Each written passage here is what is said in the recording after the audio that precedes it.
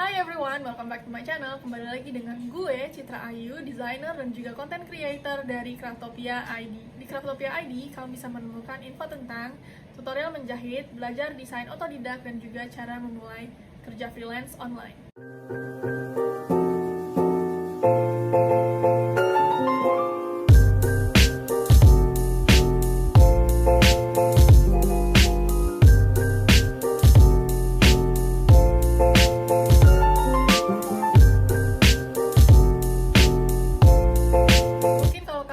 Instagram Craftopia ID ataupun Instagram pribadi gue, mungkin kalian tahu kalau gue adalah seorang freelancer dan gue kerja online. Saat ini gue adalah seorang brand dan website designer. Seluruh klien gue adalah dari luar negeri. Menjadi seorang freelancer dan kerja online adalah salah satu keputusan terbaik yang ada dalam hidup gue saat ini. Contohnya aja, saat video ini dibuat, gue lagi di Afrika Selatan dan gue tetap kerja dan gue tetap menghasilkan dalam dolar. Maka itu gue pengen share karena juga banyak yang nanya bagaimana caranya untuk memulai menjadi seorang freelancer dan kerja online. Tips ini di list berdasarkan apa yang udah gue lakukan dan it works for me. Bahkan saat ini gue masih melakukan repetisi dari beberapa list ini. Dan sebenarnya kalau kalian malas nonton videonya, gue udah pernah bikin tulisan ini di blog gue. Linknya ada di description box. Mungkin karena kalian banyak yang juga visual daripada reader, maka gue bikin video ini. Tips pertama yang gue saranin adalah melihat dalam diri kalian dulu. Cari passion kalian apa dan cari skill apa yang udah kalian punya.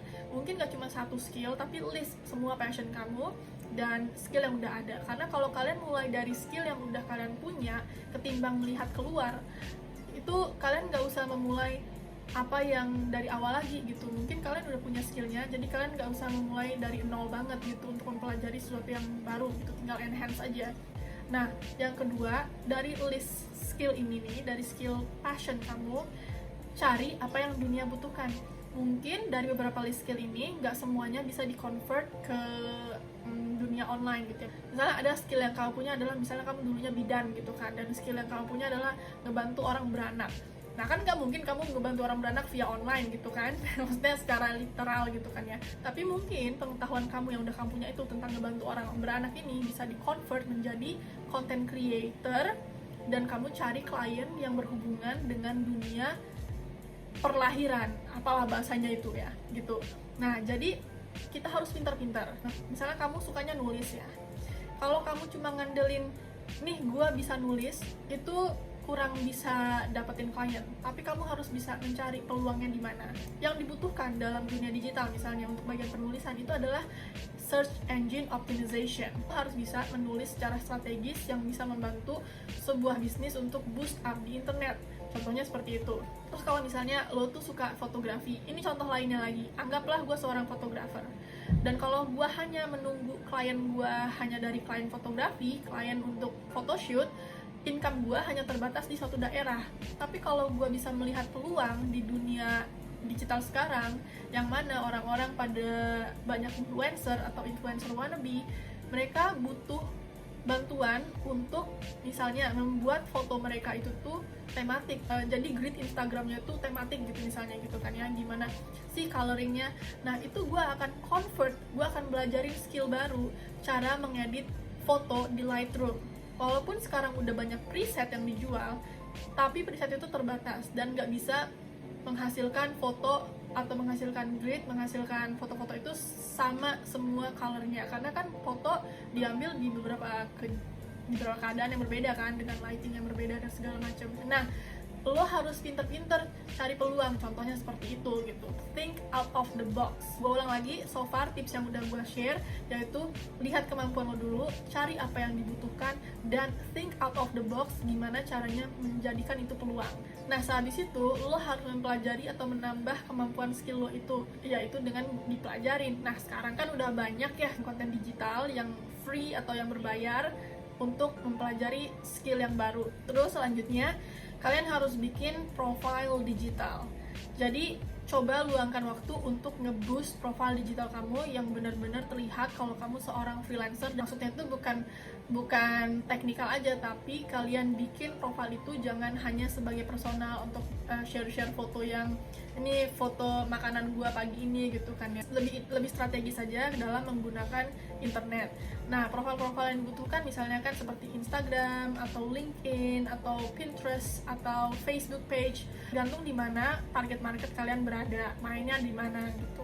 Tujuan dari langkah ini adalah karena kita kan kliennya itu dari online dan mereka nggak bertemu dengan kita secara langsung, jadi kita harus bisa mempresentasikan diri kita tanpa tatap muka langsung, gimana sih personality gue, apa skill gue, dan jadi mereka bisa punya anggapan what's gonna be like to work with us. Bisa mulai dari yang paling mudah, contohnya kayak Instagram atau Facebook business page atau juga website atau LinkedIn. Kalau misalnya kalian udah yakin nih, udah punya skillnya gitu ya, kalian harus membuktikan kalau kalian bisa.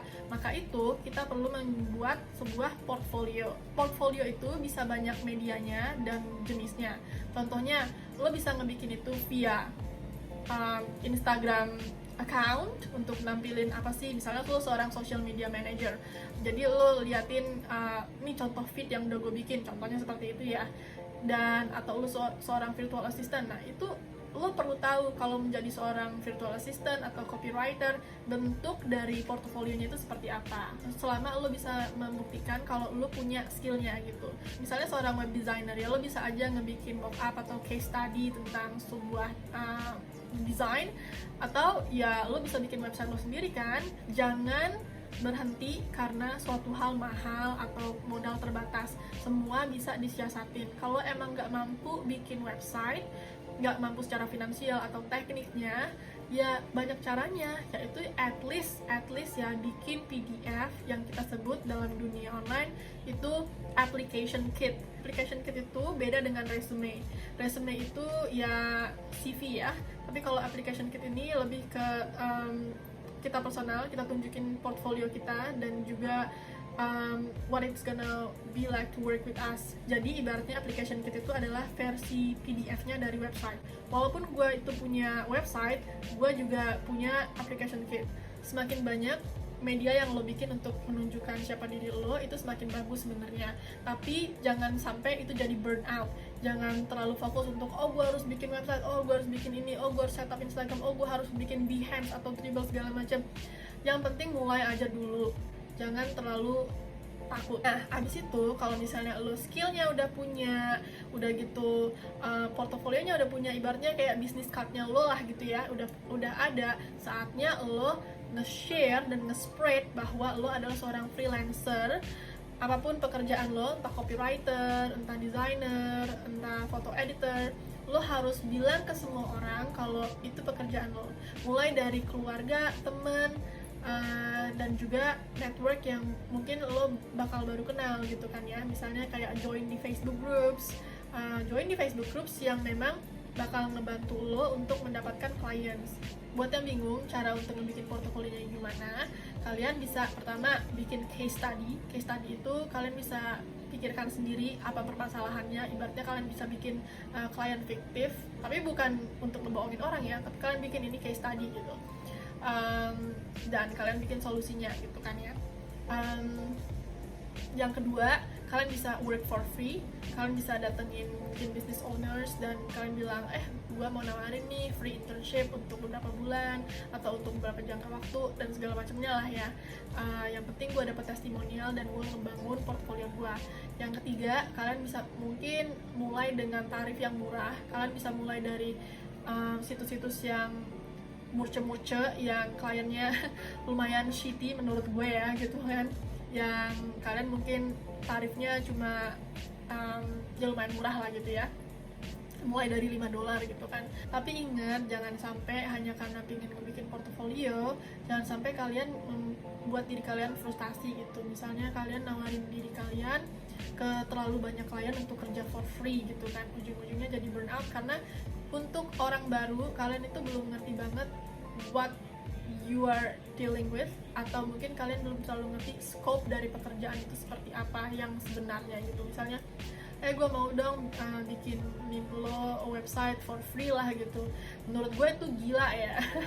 Walaupun gue pernah ngelakuinnya dan gue belajar dari situ gitu kan ya, ternyata ya resikonya banyak banget gitu kan. Tapi kalau misalnya nanti ada kenapa-napa, gue bilang aja ya dulu kan lo bikin nama gue kan for free, nah sekarang kan gue udah punya skill yang lebih tinggi. Kalau lo mau nge-hire gue lagi ya lo nggak bisa for free dong, lo harus bayar dong gitu.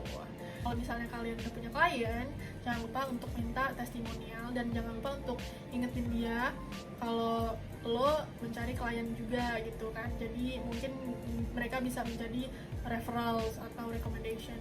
Networking dalam hal apapun, khususnya untuk menjadi seorang online freelancer, itu adalah penting banget. Nggak cuma networking di Facebook group juga, tapi networking secara offline.